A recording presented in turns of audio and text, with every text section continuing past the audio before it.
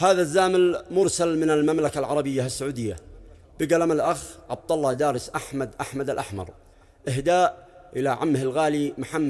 محمد راجح الأحمر، يحكي ويعبر بما فيه هداء الشاعر الكرار عطيفة. قال عبد الله أنا في عمي يفخر دايما بين البشر، من جهادي من اليمن من بيت الأحمر روسة الطيار شرور، كل واحد منهم دولة لحاله، والصبي من ربعنا يسوى معسكر ما يهاب من الخطور، بيواجه ألف دبابة مجنزر جو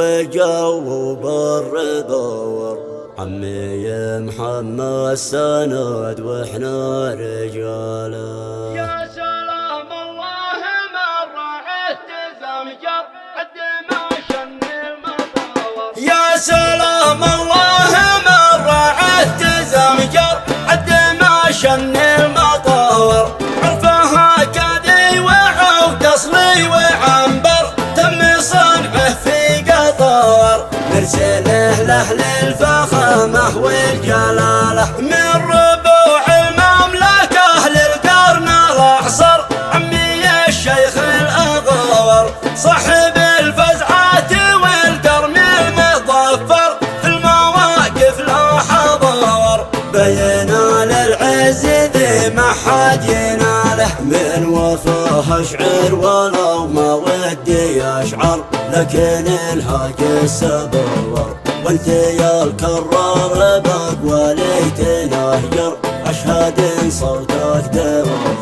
لنا هم برقك على شيله وباله، لاقل عمي لو نخوض البحر والبر الكلام المختصر، وانت يا الحاسد في يضبانك تفجر دق راسك في حجر، كلنا في ساعة شد حياله. قول عبد الله أنا في عمي يفخر دايما بين البشر، من جهادي من اليمن من بيت الأحمر روسة الطيار شرار، كل واحد منهم دولة لحاله، الصبي من ربعنا يسوى معسكر ما يهاب من الخطور، بيواجه ألف دبابة مجنزر جو